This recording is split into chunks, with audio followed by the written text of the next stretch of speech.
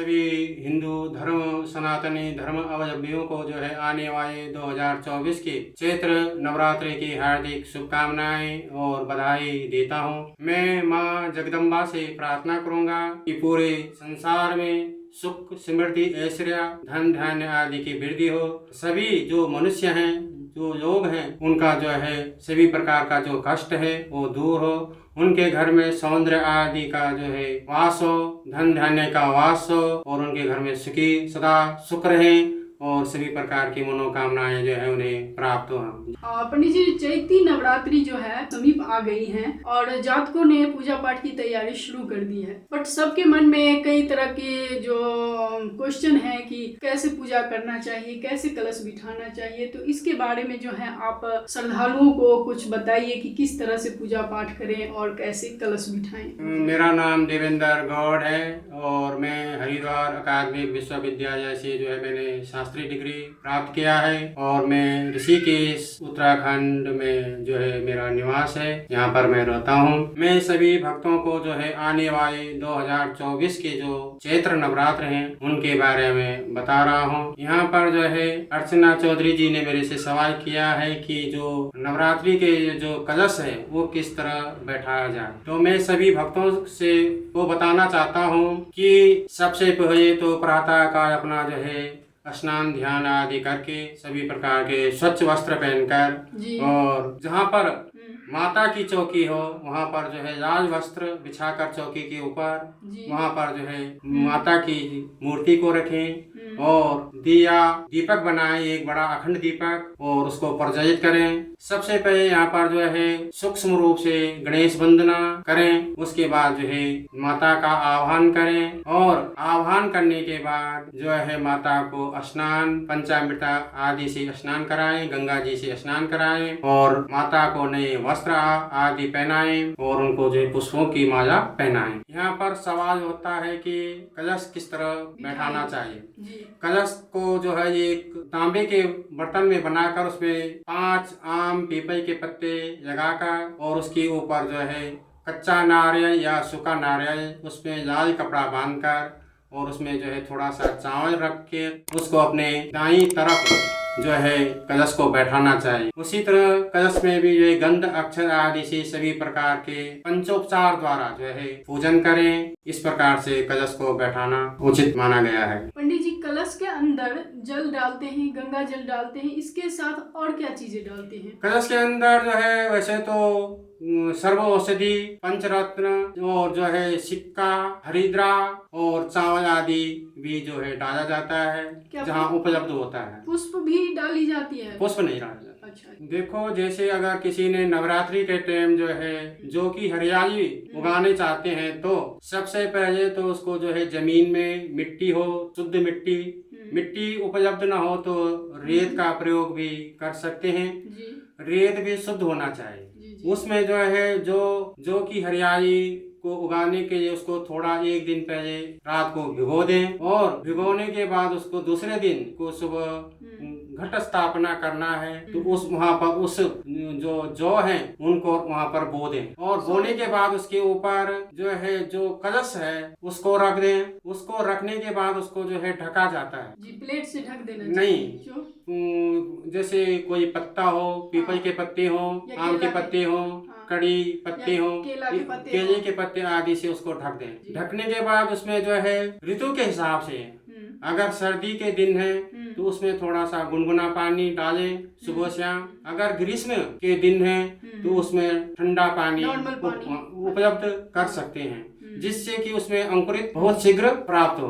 पंडित जी, नवरात्रि क्या 9 अप्रैल को है तो शुभ मुहूर्त क्या है कलश बिठाने का? अप्रैल में जो है 2024 के जो नवरात्र प्रारंभ होंगे 9 अप्रैल को जो प्रतिपदा प्रारंभ हो रही है वो 8 तारीख रात को जो है 8:58 से जो है प्रारंभ हो जाएगा और 9 तारीख को जो है हरियाली या बोने का जो समय है वह प्रथम समय जो है 6:45 से है और दूसरा जो मुहूर्त है वह सुबह के 11:25 से है। 11-25 लास्ट टाइम है। Last time. जी पंडित जी क्या कलश जो बिठाते हैं उसमें कौन से देवता वास करते हैं? कलश जो बैठाया जाता है वो उसको जो है विष्णु का स्वरूप भी माना जाता है। उसमें भगवान विष्णु का जो है वास होता है।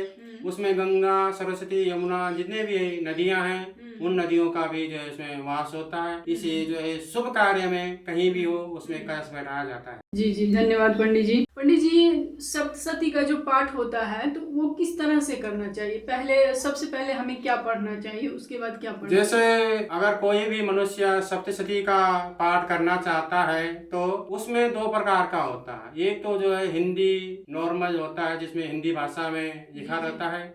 अगर संस्कृत भाषा में अगर कोई सप्तशती का पाठ करता है तो उसमें सबसे पहले जो है कवच होता है, अर्घज होता है, स्तोत्र होता है, रात्रि सूक्त होता है, उसके बाद जो है न्यास आदि होता है।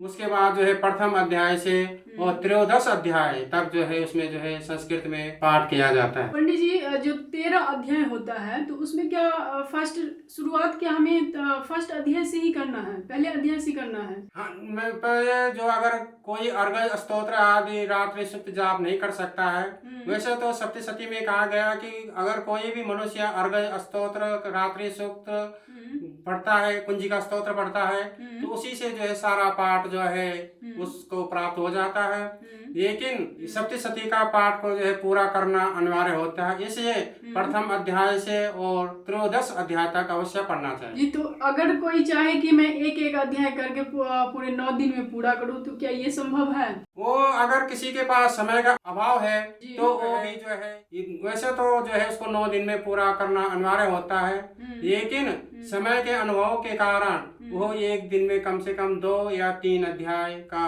उच्चारण अवश्य कर सकता है। जी बहुत धन्यवाद पंडित जी, बहुत अच्छा बताया आपने। पंडित जी नवरात्रि में माता रानी के जो वस्त्र होते हैं 9 दिन के कौन कौन से वस्त्र होते हैं, उसके रंग मतलब किस रंग का होता है, मतलब पहनाना चाहिए? अगर किसी के पास छोटी सी मूर्ति है माता रानी की, लोग चाहते हैं कि हर दिन अलग अलग पहनाए, तो इसके बारे में जरा बताइए।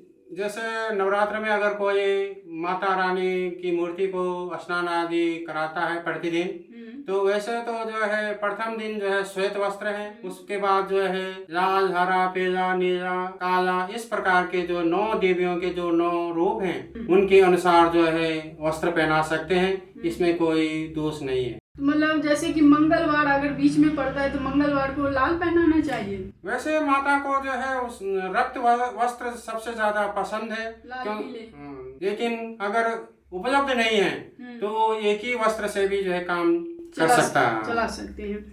तो पंडित जी भोग कौन कौन से लगाने चाहिए, मतलब फर्स्ट दिन से लेकर लास्ट दिन तक क्रम में बताइए कि किस दिन क्या भोग लगाएं? नवरात्रों में वैसे जो है अगर माता का भोग लगाते हैं तो सबसे पहले तो माता को जो है मखाने की खीर आदि पसंद है। फल जैसे अनार का फल हो गया और खजूर हो गए, अनेक प्रकार के जो फल होते हैं इनका जो है भोग माता रानी को लगाना चाहिए। मैंने सुना है कि दिन में 3 बार माता रानी को भोग लगाना चाहिए, तो क्या ये 3 बार भोग लगाई जाती है? वैसे जो है नवरात्रों में माता रानी को दोपहर में मध्याह्न के समय एक समय ही जो है भोग लगता है, लेकिन रात्रि शयन के समय जो है माता रानी को अगर शयन आदि कराना हो तो उसमें दूध आदि का भोग लगा सकते हैं। और सुबह को जब पूजा करते हैं उसमें इतना कोई जरूरी नहीं है इसमें। अच्छा जरूरी नहीं है, लेकिन दोपहर को अगर भोग मध्याह्न और सायं रात को। लेकिन अगर ज्यादा लोग ऐसे हैं कि